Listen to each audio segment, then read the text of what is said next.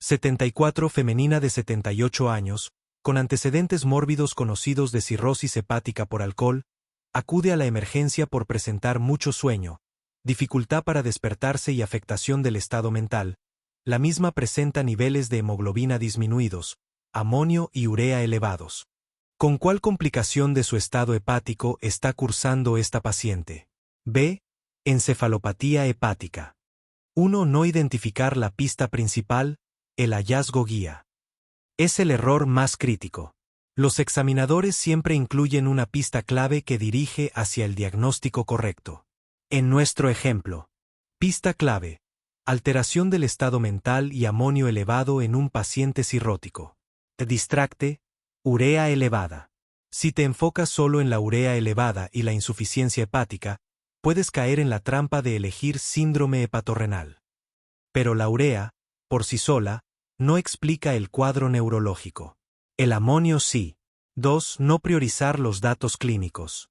El examinador te da varios datos, pero no todos tienen el mismo peso. Debes jerarquizarlos. Datos de alto peso, primarios: alteración del estado mental, amonio elevado. Datos de peso secundario, contexto o complicación asociada a hemoglobina baja, podría indicar un sangrado que precipitó la encefalopatía. Urea elevada, puede ser por deshidratación o por un síndrome hepatorrenal incipiente, pero no es el diagnóstico principal en este momento. 3. Conectar puntos que no deberían conectarse, sobregeneralizar. El estudiante ve dos datos y automáticamente aplica una asociación clásica, sin analizar el contexto completo. Ejemplo clásico: cirrosis más urea elevada igual a síndrome hepatorrenal. Esta asociación es válida, pero en este caso, es una trampa. El cuadro clínico dominante es neurológico, no renal. El síndrome hepatorrenal se caracteriza por falla renal, no por coma. 4. Ignorar el mecanismo fisiopatológico. No basta con memorizar, hay que entender el porqué. Encefalopatía hepática. El hígado no detoxifica el amonio, este cruza la barrera hematoencefálica y causa edema cerebral y alteración neuronal, somnolencia y coma. El síndrome hepatorrenal es una falla renal funcional por vasoconstricción severa en un contexto de cirrosis descompensada. Su manifestación principal es la oliguria y el aumento de creatinina, no el sueño. Encefalopatía hepática. Fisiopatología. 1. ¿Cuál es el principal mecanismo fisiopatológico en la encefalopatía hepática? Acumulación de sustancias neurotóxicas, especialmente amonio, en el cerebro debido a la incapacidad del hígado para detoxificarlas. 2. ¿Cómo afecta el amonio al cerebro en la E? Produce alteración del metabolismo energético cerebral, edema astrocítico y alteración de la neurotransmisión. 3. ¿Qué células cerebrales son las más afectadas en la E? Los astrocitos, que sufren edema celular. 4. ¿Qué otros neurotransmisores están alterados en la E? Aumento de neurotransmisión inhibitoria GABAérgica y alteraciones en glutamato, serotonina y catecolaminas. Etiología y factores precipitantes. 5. ¿Cuáles son los 5 factores precipitantes más comunes de E? 1. Infecciones. 2. Sangrado digestivo. 3. Deshidratación / alteraciones electrolíticas. 4. Constipación. 5. Uso de sedantes / benzodiazepinas. 6. ¿Por qué el sangrado digestivo precipita E? La sangre en el intestino es una fuente rica de proteínas que son convertidas a amonio por bacterias intestinales. 7. ¿Qué infección es particularmente común como precipitante en cirróticos? Peritonitis bacteriana espontánea. 8. ¿Cómo afecta el estreñimiento a la E? Aumenta el tiempo de contacto de las bacterias intestinales con sustancias nitrogenadas, aumentando la producción de amonio. Clasificación y estadios.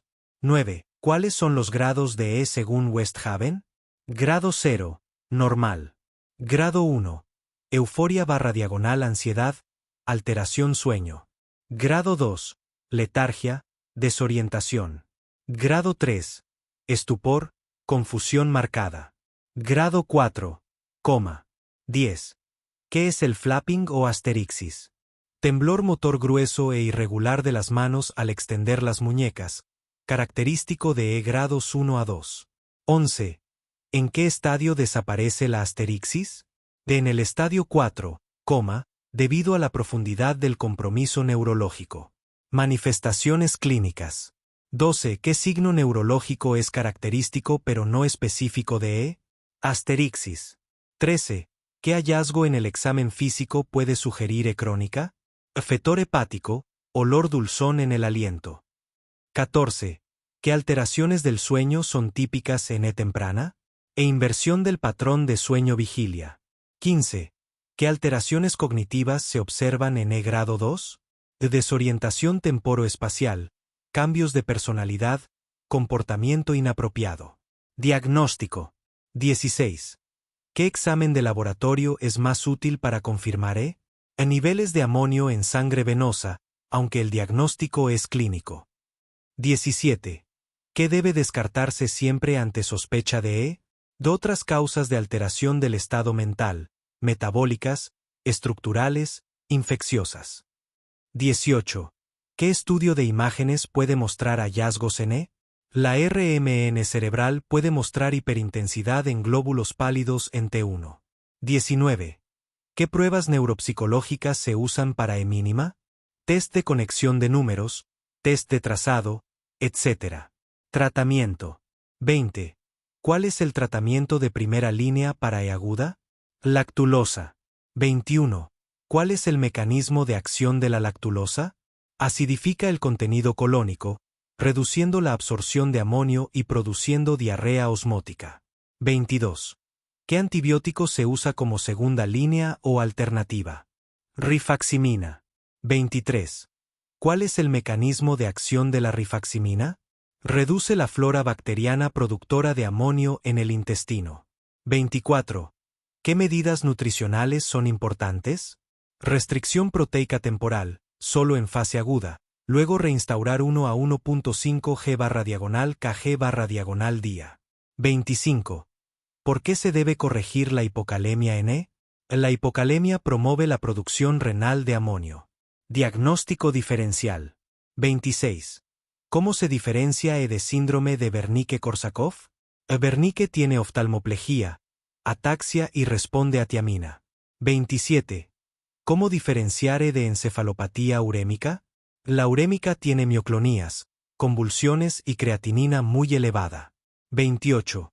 ¿Qué características sugieren encefalopatía tóxica/diagonal metabólica? E historia de exposición, pupilas anormales, hallazgos de laboratorio específicos. 75. ¿Cuál es el tratamiento principal de la enfermedad de Parkinson? D. Levodopa. 1. Confundir fármacos por el nombre o la clase terapéutica, el error más frecuente. El error. Elegir clopidogrel o aspirina. La razón.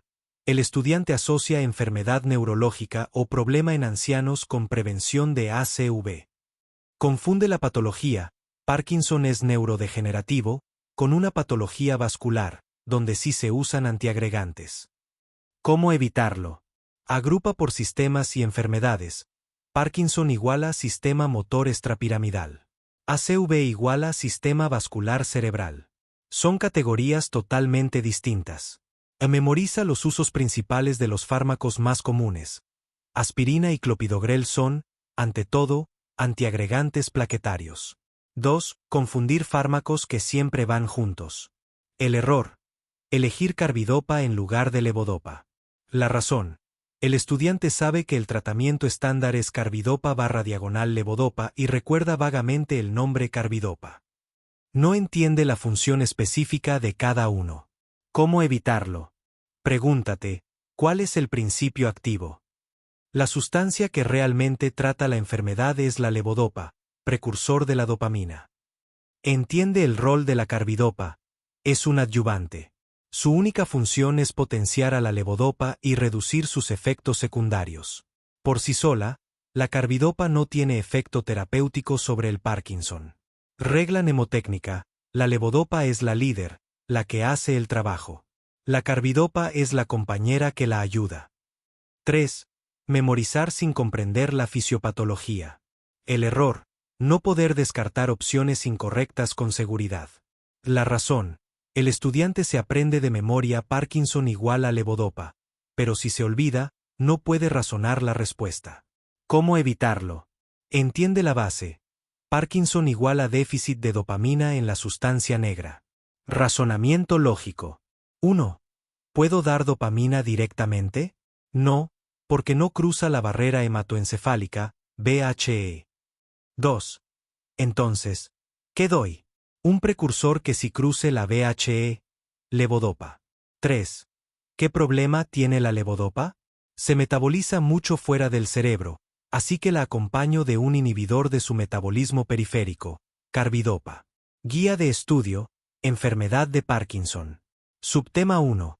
Fisiopatología y neurotransmisores. 1. ¿Cuál es el principal sustrato patológico de la enfermedad de Parkinson? Respuesta. La degeneración y pérdida de las neuronas dopaminérgicas en la sustancia negra pars compacta del mesencéfalo. 2. ¿Qué neurotransmisor se encuentra primaria y críticamente deficiente en el Parkinson? Respuesta. La dopamina. 3. ¿Cuál es la consecuencia funcional directa de la pérdida de neuronas dopaminérgicas en los ganglios basales? Respuesta. Se produce un desequilibrio en el circuito de los ganglios basales, llevando a una excesiva inhibición del tálamo, y en consecuencia, a una disminución de la activación cortical. Esto se manifiesta como los síntomas motores típicos: bradicinesia, rigidez, temblor. 4. ¿Qué estructuras celulares anormales se observan en el cerebro de un paciente con Parkinson y qué proteína contienen? Respuesta. Los cuerpos de Lewy. Contienen una agregación anormal de la proteína alfa-sinucleína. Subtema 2. Farmacología del tratamiento principal, levodopa. 5. ¿Cuál es el tratamiento farmacológico más efectivo y principal para los síntomas motores del Parkinson? Respuesta. Levodopa, L-dopa. 6. ¿Por qué se administra levodopa en lugar de dopamina directa? Respuesta. Porque la dopamina no puede cruzar la barrera hematoencefálica, mientras que la levodopa sí puede hacerlo. Una vez en el cerebro, la levodopa se decarboxila para convertirse en dopamina.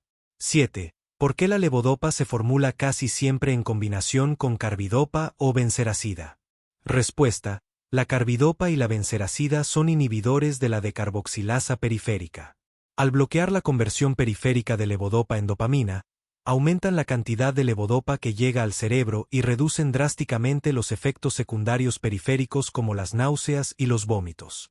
8. Nombra 2 complicaciones motoras a largo plazo del tratamiento con levodopa. Respuesta. 1. Fluctuaciones motoras. Wearing off, la duración de la dosis se acorta. 2. Disinesias. Movimientos involuntarios anormales y coreicos que aparecen en el pico de efecto de la dosis. 9. ¿Qué es el fenómeno on-off?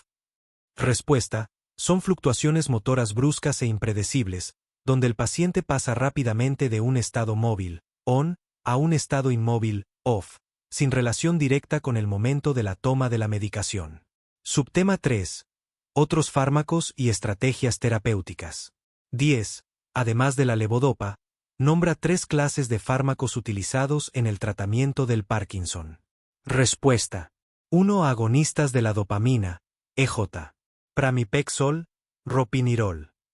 2. Inhibidores de la MAO-B, EJ. Selegilina, rasagilina. 3. Inhibidores de la COMT, EJ. Entacapona, tolcapona. 4. Anticolinérgicos, EJ. Benztropina, triexifenidilo. 11. ¿Cuál es el mecanismo de acción de los agonistas de la dopamina? Respuesta. Se unen directamente a los receptores de dopamina en el cerebro, principalmente receptores D2, imitando el efecto de la dopamina natural. 12. ¿Cuál es la principal ventaja de iniciar tratamiento con un agonista de dopamina en pacientes jóvenes? Respuesta. Tienen un menor riesgo de inducir disinesias a largo plazo en comparación con la levodopa. 13. ¿Cuál es el mecanismo de acción de los inhibidores de la MAO-B, como la selegilina? Respuesta. Inhiben la enzima monoaminooxidasa B, que es responsable de la degradación de la dopamina en el cerebro, aumentando así su disponibilidad. 14. ¿Cuál es el mecanismo de acción de los inhibidores de la COMT, como la entacapona? Respuesta. Inhiben la enzima catecolo-metiltransferasa, COMT, que metaboliza la levodopa en la periferia. Se usan siempre junto con levodopa/carbidopa para prolongar su efecto y reducir las fluctuaciones Werinhoff. 15.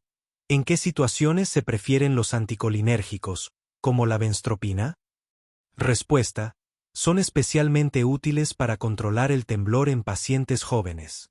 Se evitan en ancianos por sus importantes efectos secundarios cognitivos, confusión, alteraciones de memoria. 16. Menciona un tratamiento quirúrgico para el Parkinson avanzado con complicaciones motoras refractarias a la medicación. Respuesta: la estimulación cerebral profunda, Deep Brain Stimulation, DBS. Implanta electrodos en núcleos específicos como el núcleo subtalámico o el globo pálido interno. Subtema 4. Diagnóstico y cuadro clínico. 17. ¿Cuáles son los 3 signos cardinales, la tríada motora, de la enfermedad de Parkinson? 1. Bradicinesia, lentitud de movimiento. 2. Rigidez, aumento del tono muscular, a veces en rueda dentada. 3. Temblor en reposo, típicamente de 4 a 6 Hz, pill rolling. 18. ¿Qué signo motor es absolutamente necesario para establecer el diagnóstico de Parkinson idiopático? Respuesta: la bradicinesia. 19. Describe 2 síntomas o signos no motores comunes en la enfermedad de Parkinson. 1. Anosmia, pérdida del olfato. 2. Trastorno de la conducta del sueño REM, actuar los sueños. 3. Estreñimiento. 4. Depresión y ansiedad. 5. Disfunción autonómica, hipotensión ortostática. 20. ¿Qué hallazgo en la exploración neurológica descartaría un Parkinson idiopático y sugeriría un Parkinson Plus, como atrofia multisistémica? Respuesta: la presencia de signos cerebelosos, ataxia, dismetría, o signos piramidales tempranos, espasticidad, reflejos plantares extensores, o una falta de respuesta a la levodopa. 21. ¿Qué fármacos pueden inducir un parkinsonismo secundario? Antipsicóticos típicos, haloperidol, y atípicos, risperidona. Antieméticos, metoclopramida. Reserpina. 22. Define el concepto de honeymoon period o luna de miel en el tratamiento del Parkinson. Respuesta: es el periodo inicial de tratamiento con levodopa, puede durar varios años, durante el cual el paciente tiene una respuesta motora estable y sostenida con dosis bajas y sin complicaciones motoras significativas. 24. ¿Qué es la hipótesis de Kiss? En relación a las complicaciones de la levodopa. Respuesta: postula que las discinesias inducidas por levodopa están relacionadas con su administración intermitente y pulsátil, que causa fluctuaciones drásticas en los niveles de dopamina, a diferencia de la liberación continua y fisiológica de las neuronas sanas. 76. Se refiere a la dilatación irreversible de la vía respiratoria con campremaús pulmonar focal o difuso y que por lo general se clasifica como cilíndrica o tubular. C. Bronquiectasia. 1. Confundir términos por sonido similar o relación fisiopatológica. Este es el error más frecuente. Bronquiectasia vs fibrosis quística. Error: elegir fibrosis quística, D, porque es una causa muy conocida de bronquiectasias. ¿Cómo evitarlo? La pregunta pide la definición de la condición en sí, no su causa. La fibrosis quística es una enfermedad sistémica que, entre otras cosas, produce bronquiectasias. La bronquiectasia es la lesión anatómica resultante. Bronquiectasia vs atelectasia. Error: confundir la dilatación, aumento de tamaño, de la bronquiectasia con el colapso, disminución de tamaño, de la atelectasia. ¿Cómo evitarlo? Asociar dilatación irreversible únicamente a bronquiectasia, y colapso o falta de aire a atelectasia. 2. Elegir la respuesta más famosa en lugar de la más precisa. Error: la fibrosis quística es una enfermedad muy estudiada y el estudiante puede elegirla por reconocimiento instantáneo, sin analizar si la definición se ajusta exactamente. ¿Cómo evitarlo? Asegurarse de que la respuesta elegida encaje con todas las partes de la definición en la pregunta. 3. Falta de asociación entre la clasificación morfológica y la enfermedad. Error: saber que es una bronquiectasia, pero no recordar que la clasificación cilíndrica, varicosa, sacular le pertenece en exclusiva. ¿Cómo evitarlo? Memorizar asociaciones fuertes. Clasificación cilíndrica / diagonal varicosa / diagonal sacular igual a bronquiectasias. Bronquiectasias. Subtema 1. Definición y conceptos básicos. 1. ¿Qué es la bronquiectasia? Es la dilatación anormal e irreversible de los bronquios de grueso y mediano calibre, causada por la destrucción inflamatoria de los componentes elásticos y musculares de la pared bronquial. 2. ¿Por qué se considera que la bronquiectasia es irreversible?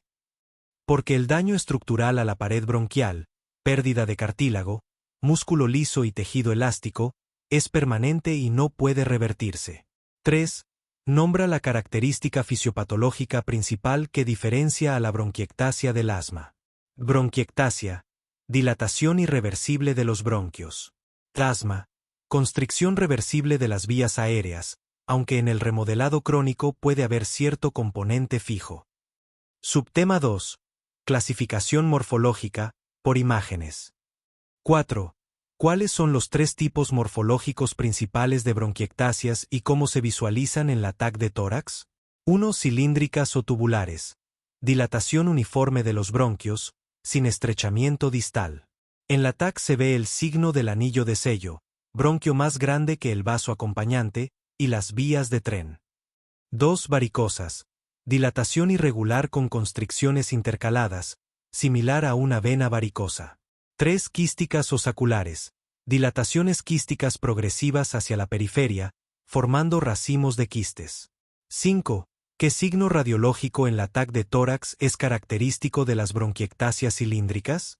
El signo del anillo de sello, signitrin sign, donde el bronquio dilatado, el anillo, es de mayor diámetro que la arteria pulmonar adyacente, el diamante del anillo.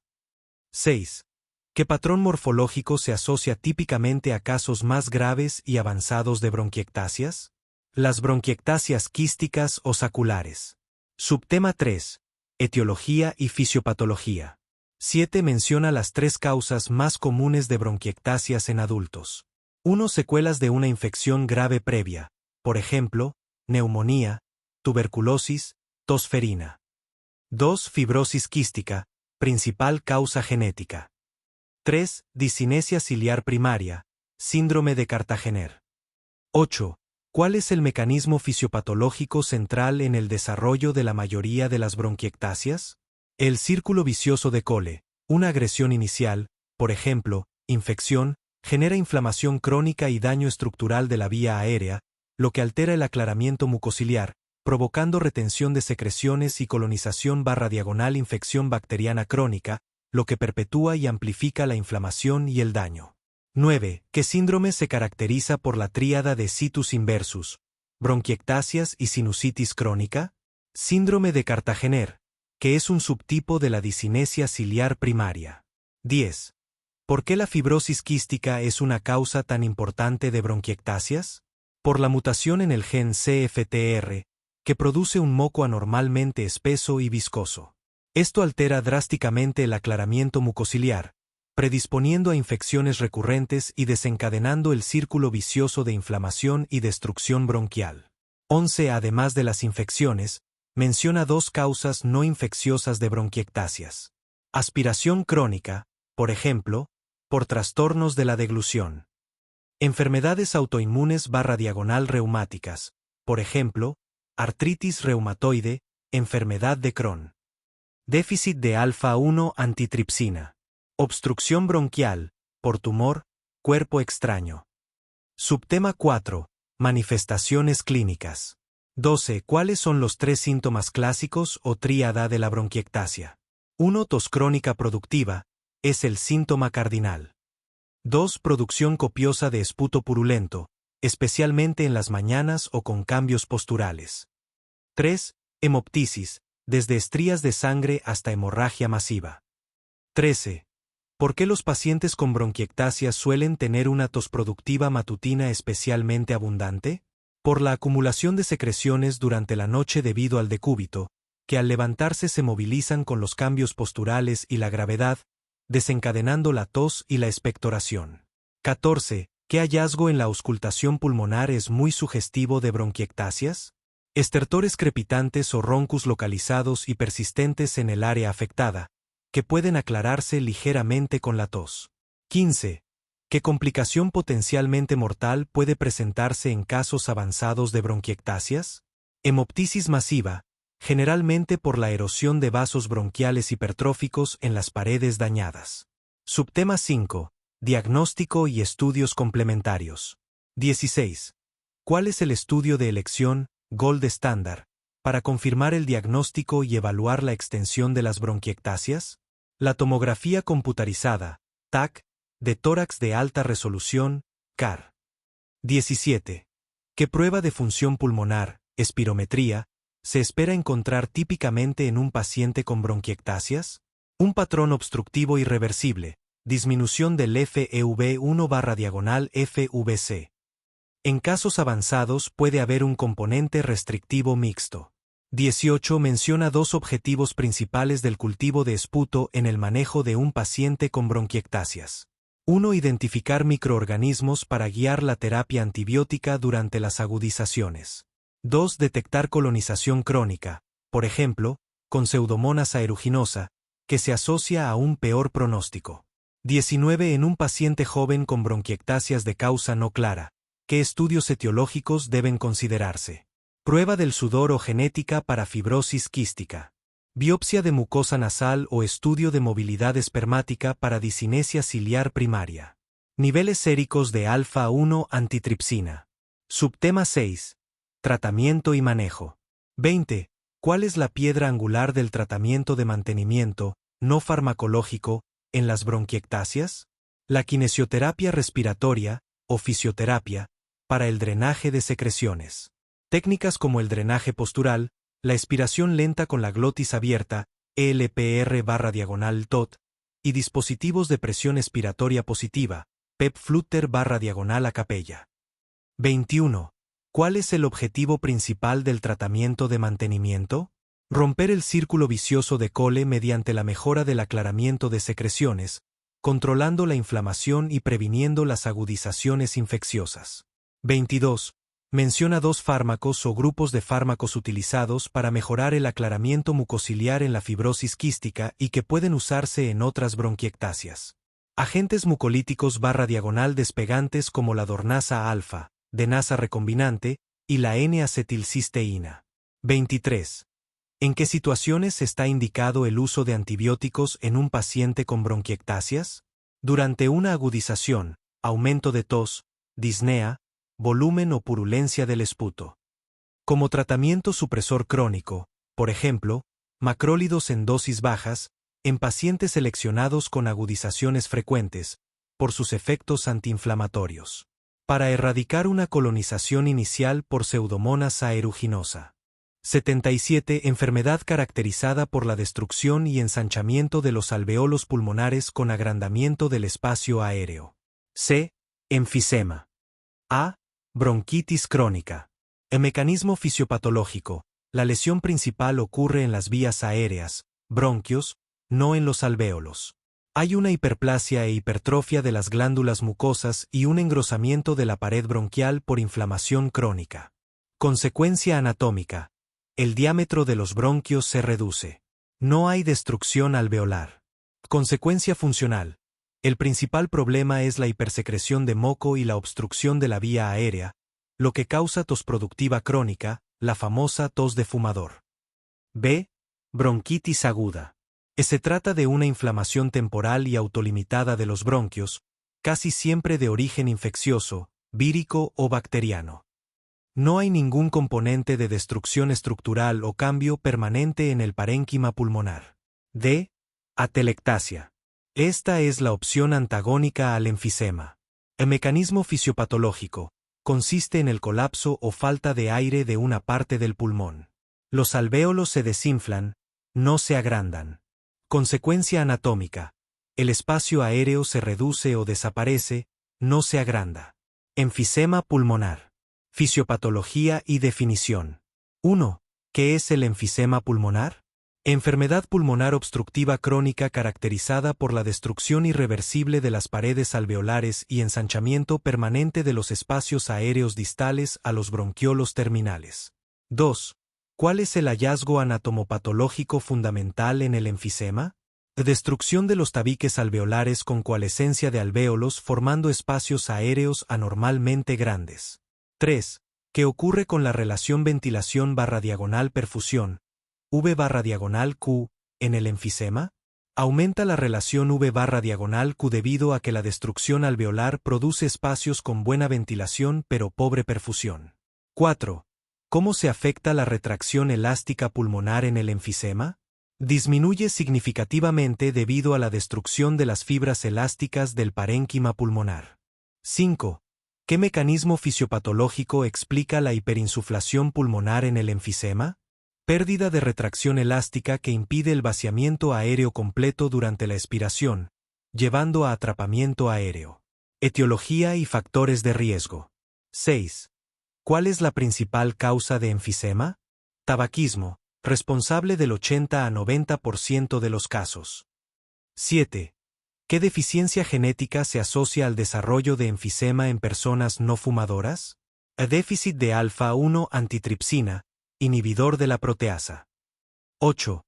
¿Cómo contribuye el déficit de alfa-1 antitripsina al desarrollo de enfisema? Permite la acción descontrolada de la elastasa de neutrófilos que destruye el tejido elástico pulmonar. 9.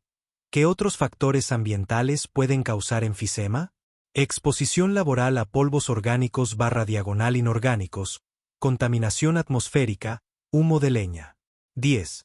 ¿Por qué solo el 15 a 20% de fumadores desarrollan EPOC clínicamente significativa?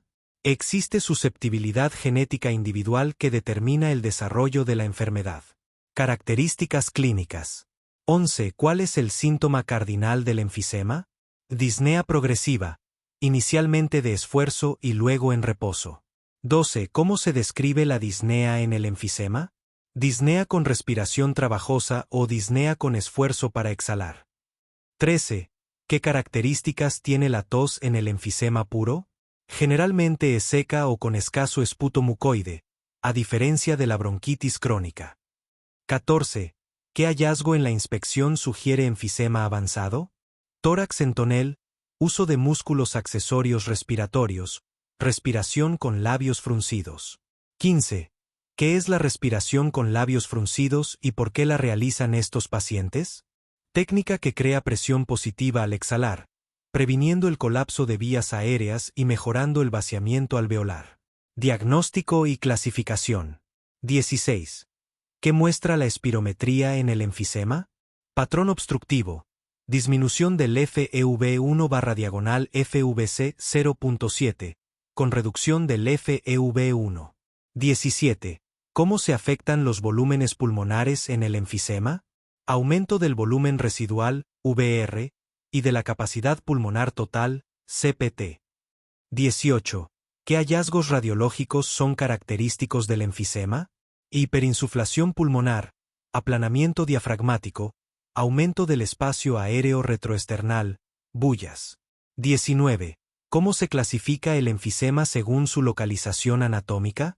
Centrolobulillar, más común en fumadores. Panlobulillar, típico del déficit de alfa-1 antitripsina. Paraseptal. 20. ¿Qué parámetro se utiliza para clasificar la gravedad del enfisema según Gold? Porcentaje del FEV1 postbroncodilatador respecto al valor teórico. Tratamiento y manejo. 21. ¿Cuál es la medida terapéutica más importante en el enfisema? Cesación tabáquica absoluta. 22. ¿Qué grupos de broncodilatadores se utilizan en el tratamiento del enfisema? Beta-2 adrenérgicos de acción larga y anticolinérgicos de acción larga. 23. ¿Cuándo está indicada la oxigenoterapia crónica domiciliaria? Cuando PaO2 menor que 55 milímetros de mercurio o SaO2 menor que 88%, o PaO2 55 a 60 milímetros de mercurio con evidencia de hipertensión pulmonar o policitemia. 24. ¿Qué beneficio demostró el estudio UPLIFT en el uso de tiotropio? Mejoría de la función pulmonar, reducción de exacerbaciones y mejora de la calidad de vida. 25. ¿En qué pacientes está indicada la cirugía de reducción de volumen pulmonar? Enfisema heterogéneo predominantemente en lóbulos superiores con baja capacidad de ejercicio post-rehabilitación. Complicaciones y pronóstico. 26. ¿Cuál es la principal complicación del enfisema avanzado? Insuficiencia respiratoria crónica e insuficiencia cardíaca derecha, Ciovar pulmonale. 27. ¿Qué es el pink puffy? ¿Soplador rosado? Fenotipo de enfisema puro. Paciente delgado, disneico, con gasometría relativamente conservada. 28. ¿Cómo se diferencia el enfisema de la bronquitis crónica? Enfisema. Predominio de destrucción alveolar, disnea, hipoventilación. Bronquitis. Predominio de hipersecreción, tos productiva, hipoxemia e hipercapnia. 29. ¿Qué parámetro es predictor de mortalidad en el enfisema? El valor del FEV1 postbroncodilatador. A menor FEV1, mayor mortalidad. 30. ¿Qué medidas no farmacológicas mejoran la supervivencia en el enfisema? Oxigenoterapia continua, 15 horas/día, en pacientes hipoxémicos. 78. Es el principal factor de riesgo para enfermedad pulmonar obstructiva crónica. C. Tabaquismo. Guía de estudio, Enfermedad pulmonar obstructiva crónica, EPOC. Subtema 1. Definición y conceptos básicos. 1. ¿Qué significa el acrónimo EPOC? Respuesta. Enfermedad pulmonar obstructiva crónica. 2. ¿Cómo se define la EPOC? Respuesta. Es una enfermedad común, prevenible y tratable, que se caracteriza por síntomas respiratorios persistentes y limitación al flujo aéreo debido a anormalidades en las vías aéreas o alveolos, generalmente causada por una exposición significativa a partículas o gases nocivos. 3. ¿Cuáles son los dos fenotipos principales o condiciones que componen la EPOC? Respuesta. 1. Enfisema pulmonar. 2. Bronquitis crónica. 4. ¿Qué caracteriza a la bronquitis crónica desde el punto de vista clínico? Respuesta. Se define por la presencia de tos productiva la mayoría de los días, durante al menos 3 meses al año, y por lo menos durante 2 años consecutivos. 5. ¿Cuál es la alteración fisiopatológica central en el enfisema pulmonar? Respuesta. La destrucción irreversible de las paredes alveolares y la pérdida de la retracción elástica pulmonar, lo que lleva a la hiperinsuflación. Subtema 2. Etiología y factores de riesgo. 6. ¿Cuál es el principal factor de riesgo para desarrollar EPOC? Respuesta. El tabaquismo, activo o pasivo. Es responsable de más del 80 a 90% de los casos. 7. Mencione otros 3 factores de riesgo importantes para EPOC, distintos al tabaquismo. Respuesta. 1. Exposición ocupacional a polvos, sílice, carbón, vapores químicos y gases. 2. Contaminación atmosférica tanto exterior, smog, como interior, humo de leña para cocinar o calefaccionar. 3. Déficit de alfa-1 antitripsina, una causa genética poco frecuente. 8. ¿Qué población está especialmente en riesgo por la exposición a humo de biomasa? Respuesta. Mujeres de zonas rurales que cocinan con leña o carbón en espacios mal ventilados. 9. ¿Cuál es la función de la alfa-1 antitripsina y cómo su déficit causa EPOC? Respuesta. Es una proteína que protege al pulmón de la destrucción por enzimas como la elastasa. Su déficit conduce a un enfisema panacinar de inicio precoz, especialmente en fumadores. Subtema 3. Fisiopatología. 10. Describa la tríada fisiopatológica central de la EPOC. Respuesta. 1. Inflamación crónica, de las vías aéreas, parénquima y vasos pulmonares, con infiltración de neutrófilos, macrófagos y linfocitos T citotóxicos. 2. Atrapamiento aéreo, air trapping, limitación al flujo aéreo, especialmente expiratorio, debido al colapso de las vías aéreas. 3. Hiperinsuflación pulmonar, aumento del volumen pulmonar al final de la expiración. 11. ¿Qué estructuras pulmonares se destruyen en el enfisema y cuál es la consecuencia funcional? Respuesta. Se destruyen los septos alveolares y las fibras elásticas del parénquima pulmonar. La consecuencia es la pérdida de la retracción elástica, lo que impide la salida pasiva del aire durante la expiración. 12. En la bronquitis crónica, ¿qué ocurre en la mucosa bronquial? Respuesta. Hay hiperplasia e hipertrofia de las glándulas mucosas, metaplasia escamosa e inflamación de la vía aérea, lo que genera hipersecreción de moco y obstrucción. 13. ¿Qué se entiende por remodelado de la vía aérea en la EPOC? Respuesta: son cambios estructurales irreversibles que incluyen fibrosis, estrechamiento y pérdida de la arquitectura normal de las vías aéreas pequeñas, 2 milímetros de diámetro. Subtema 4. Cuadro clínico y diagnóstico. 14. Nombre los 3 síntomas cardinales de la EPOC. Respuesta: 1. Disnea, sensación de falta de aire, progresiva y persistente. 2. Tos crónica. 3. Producción de esputo, expectoración. 15. ¿Qué signo físico sugiere enfisema pulmonar predominante? Respuesta: tórax en tonel, aumento del diámetro anteroposterior, y respiración con labios fruncidos, para aumentar la presión expiratoria y evitar el colapso de la vía aérea. 16. ¿Cuál es la prueba fundamental para el diagnóstico y la clasificación de la EPOC? Respuesta: la espirometría. Es indispensable para confirmar la obstrucción al flujo aéreo. 17. ¿Qué hallazgo espirométrico es diagnóstico de EPOC? Respuesta: una relación VF1/CVF postbroncodilatador, 0.70 que confirma la obstrucción al flujo aéreo no completamente reversible. 18. ¿Qué mide el VF1 y qué indica su reducción? Respuesta: el volumen expiratorio forzado en el primer segundo. Su reducción indica la gravedad de la obstrucción al flujo aéreo. 19. ¿Qué es una agudización de la EPOC, AEPOC? Respuesta: es un evento agudo caracterizado por un empeoramiento de los síntomas respiratorios habituales del paciente, que es más allá de las variaciones diarias normales y que conduce a un cambio en la medicación. 20. ¿Cuáles son los desencadenantes más comunes de una agudización de EPOC? Respuesta: las infecciones, virales como rinovirus o bacterianas como Haemophilus influenzae y Streptococcus pneumoniae, y la contaminación ambiental. Subtema 5. Clasificación de gravedad. 21. Según Gold, ¿en qué se basa la clasificación de la gravedad de la EPOC? Respuesta: se basa en 2 pilares.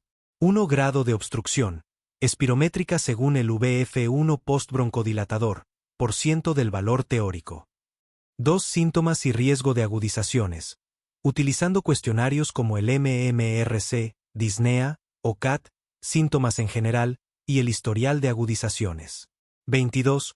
Clasifique la EPOC según Gold en base al VF1, por ciento previsto. Respuesta: Gold 1, leve VF1 mayor o igual que 80%. Gold 2, moderado 50% menor o igual que VF1, 80%. Gold 3, grave 30% menor o igual que VF1, 50%. Gold 4, muy grave VF1, 30%. 25. ¿Cuál es la medida más eficaz para frenar la progresión de la EPOC? Respuesta: el cese tabáquico. Es la única intervención que modifica la historia natural de la enfermedad. 26. ¿Cuáles son los broncodilatadores de primera línea en el tratamiento de mantenimiento de la EPOC? Respuesta: los broncodilatadores inhalados de acción prolongada, que se dividen en LABA, agonistas beta 2 de acción prolongada, EJ, salmeterol, formoterol. LAMA, anticolinérgicos de acción prolongada, EJ, tiotropio. 79. Es el tumor cardíaco primario benigno más frecuente en todos los grupos de edades y estos regularmente se presentan con signos y síntomas obstructivos. A. Mixoma. Análisis de opciones. A. Mixoma. Representa 50 a 75% de todos los tumores cardíacos benignos. A más común en aurícula izquierda, 75%. Produce obstrucción del flujo, síntomas como disnea, síncope, embolias. Corresponde a la descripción del enunciado. B. Angiosarcoma. Tumor maligno más frecuente del corazón, pero no es benigno, se descarta. C. Lipomas cardíacos. Benignos, pero menos frecuentes que los mixomas. A menudo asintomáticos, no suelen dar clínica obstructiva típica. D. Fibroelastomas papilares. Segundo tumor benigno más frecuente, pero generalmente en válvulas. Pequeños, a menudo asintomáticos o causan embolias, no obstrucción hemodinámica masiva como los mixomas. Tumores cardíacos. Mixoma cardíaco. 1. ¿Cuál es el tumor cardíaco primario benigno más frecuente en todos los grupos de edad? R. El mixoma cardíaco. 2. ¿En qué localización cardíaca se encuentra con mayor frecuencia el mixoma? R. En la aurícula izquierda, aproximadamente 75 a 80% de los casos. 3. ¿Qué características ecocardiográficas típicas presenta un mixoma? R. Es móvil, pediculado, heterogéneo y generalmente se localiza en la aurícula izquierda adherido al septum interauricular cerca de la fosa oval. 4. ¿Qué tríada clínica clásica presenta el mixoma? R. Obstrucción del flujo sanguíneo, fenómenos embólicos y síntomas constitucionales/diagonal constitucionales. 5. ¿Qué síntomas obstructivos puede causar un mixoma auricular izquierdo? R. Disnea, ortopnea, síncope, edema agudo de pulmón debido a obstrucción mitral intermitente. 6. ¿Qué manifestaciones embólicas puede producir un mixoma? R. Accidente cerebrovascular, isquemia en extremidades, embolismo coronario o esplácnico. 7. ¿Qué síntomas constitucionales pueden asociarse al mixoma? R. Fiebre, malestar general, pérdida de peso, artralgias, anemia, elevación de VSG y PCR. 8. ¿Cuál es el tratamiento definitivo del mixoma cardíaco? R. Resección quirúrgica completa con margen de tejido cardíaco normal para prevenir recurrencias. Tumores cardíacos malignos. 9. ¿Cuál es el tumor cardíaco primario maligno más frecuente en adultos? R. El angiosarcoma. 10. ¿Qué localización cardíaca es más característica del angiosarcoma? R. Aurícula derecha y pericardio. 11. ¿Qué hallazgo en la RMN es sugerente de angiosarcoma? R. Masa heterogénea en aurícula derecha con realce intenso y heterogéneo tras contraste, con aspecto de sol naciente. 12. ¿Cuál es el tumor cardíaco maligno más frecuente en niños? R. El rhabdomiosarcoma. 13. ¿Qué características tiene el rhabdomiosarcoma cardíaco? R. Es más frecuente en niños, no tiene predilección por alguna cámara cardíaca específica y su pronóstico es malo. 14. ¿Qué tumor cardíaco se asocia frecuentemente con el síndrome de Carney? R. El mixoma, aunque en este contexto suelen ser múltiples, recurrentes y en cámaras cardíacas atípicas. Tumores cardíacos benignos menos frecuentes. 15. ¿Qué tumor cardíaco benigno es el más frecuente en niños? R. El rhabdomioma. 16.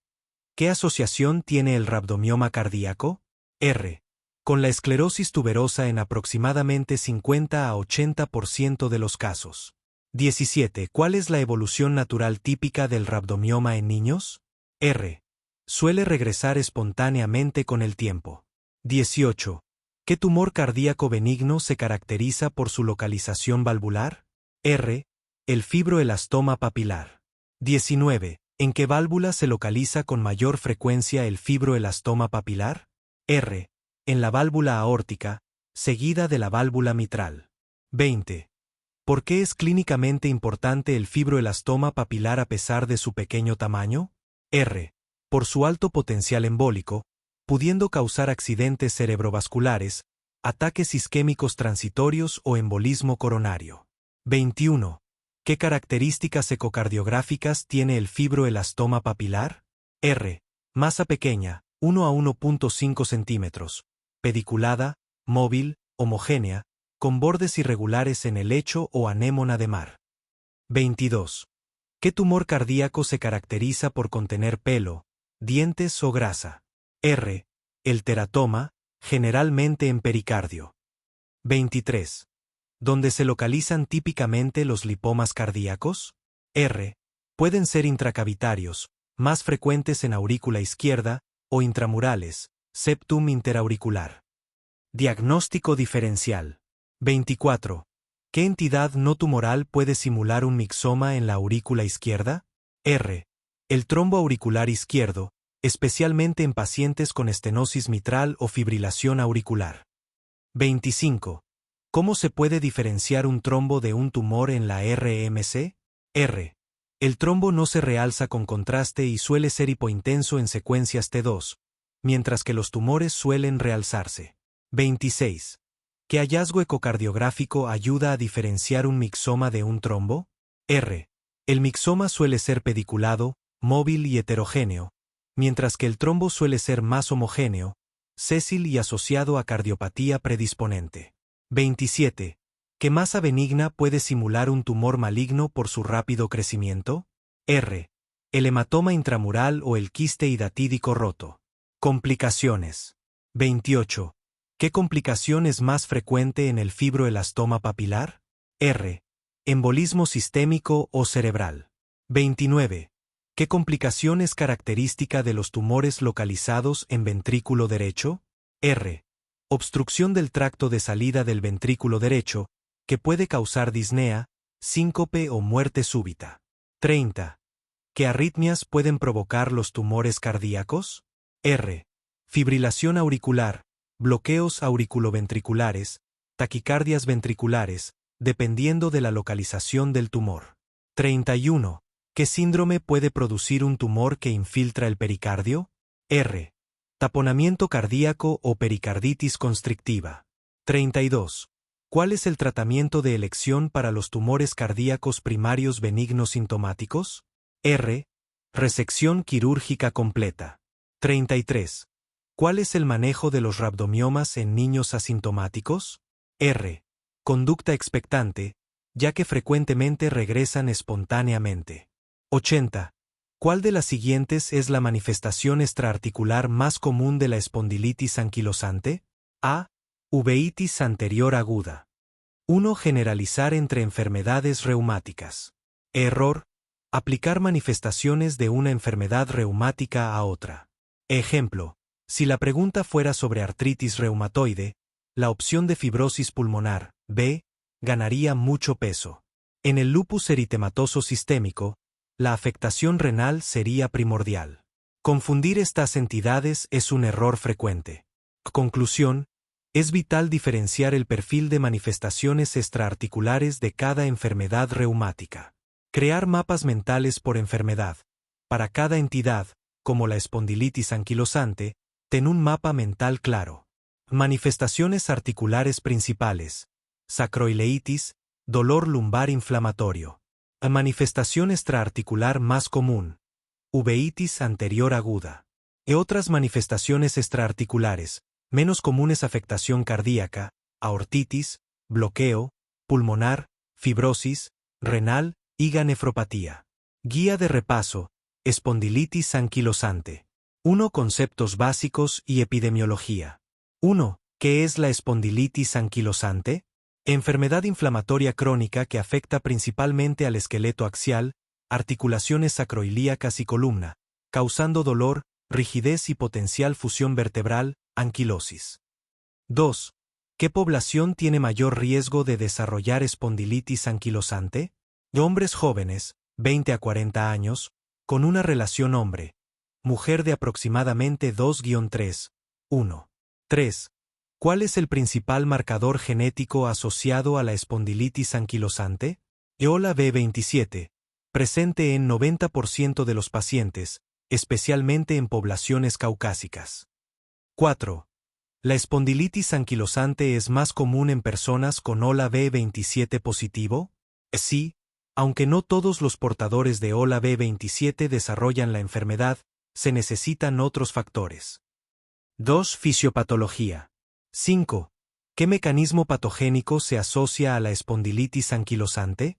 Inflamación crónica mediada por citocinas, TNF, IL-17, enentesis, sitios de inserción ligamentosa/diagonal tendinosa al hueso. 6. ¿Qué estructura anatómica es el sitio inicial característico de inflamación? Las entesis, entesicitis, especialmente en sacroilíacas y columna. 7. ¿Qué rol tiene el EOLA B27 en la patogenia? Presentación anormal de antígenos a linfocitos T, provocando respuesta inmune anormal frente a péptidos articulares o bacterianos. 3. Manifestaciones clínicas articulares. 8. ¿Cuál es la manifestación articular inicial más frecuente? Sacroileitis bilateral, que se manifiesta como dolor lumbar inflamatorio. 9. ¿Qué características tiene el dolor lumbar inflamatorio en EA? Mejora con el movimiento, empeora con el reposo, rigidez matutina, 30 min, de inicio insidioso. 10. ¿Qué signo radiológico es característico de la espondilitis avanzada? Columna en bambú, fusión vertebral por sindesmofitos. 11.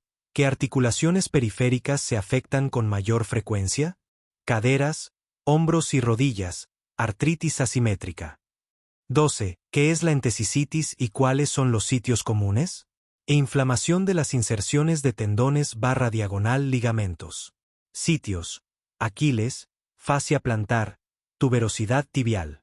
4. Manifestaciones extraarticulares. 13. ¿Cuál es la manifestación extraarticular más común de la espondilitis anquilosante?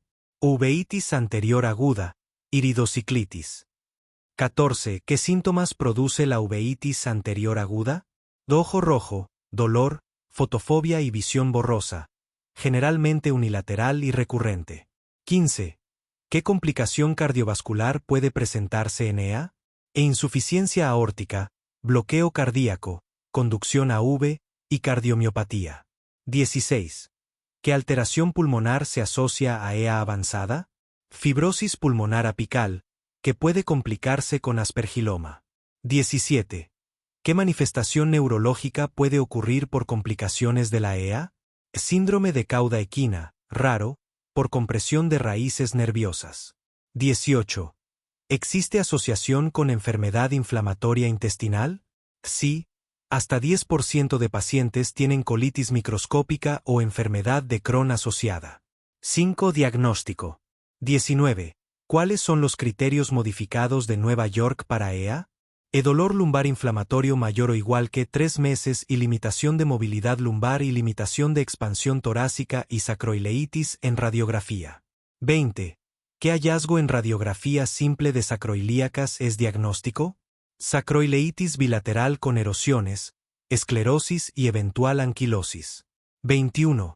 ¿Cuál es la utilidad de la resonancia magnética en espondilitis anquilosante temprana? Detectar sacroileitis activa, edema óseo, antes de que haya cambios radiográficos. 22. ¿Qué laboratorio es útil pero no específico para el diagnóstico? Velocidad de sedimentación globular, VSG, y proteína C reactiva, PCR, elevadas en fase activa. 23. ¿La positividad de HOLA B27 es necesaria para el diagnóstico? No, pero apoya el diagnóstico, especialmente en casos atípicos. 6. Tratamiento. 24. ¿Cuál es el tratamiento de primera línea para el dolor y la rigidez? AINES, EJ. Naproxeno, indometacina, tanto para síntomas como posible modificación de la enfermedad. 25. ¿Qué clase de fármacos se usa si hay respuesta inadecuada a AINES? Agentes anti-TNF, infliximab, adalimumab, etanercept o anti-IL-17, secukinumab. 26. ¿Los corticoides son de uso frecuente en EA? No de forma sistémica crónica. Se usan en infiltraciones locales o uveitis, tópicos oculares. 27. ¿Qué papel tiene la fisioterapia en el manejo? Fundamental para mantener movilidad, postura y función. Incluye ejercicios de extensión y respiración. 28. ¿En qué casos está indicada la cirugía? Reemplazo articular, cadera, o corrección de deformidades vertebrales graves, cifosis. 7. Complicaciones y pronóstico. 29. ¿Cuál es la complicación articular más discapacitante? Anquilosis de columna y caderas, con pérdida de movilidad. 30. ¿Qué factores se asocian a peor pronóstico? Inicio temprano, afectación de cadera, respuesta pobre a AINES, VSG persistentemente elevada. 31. ¿La espondilitis anquilosante acorta la esperanza de vida? Levemente, principalmente por complicaciones cardiovasculares y amilodosis, rara. 32. ¿Cómo se diferencia de la artritis psoriásica? La EA es predominante axial, sin psoriasis. La ASOR tiene afectación cutánea y es más asimétrica.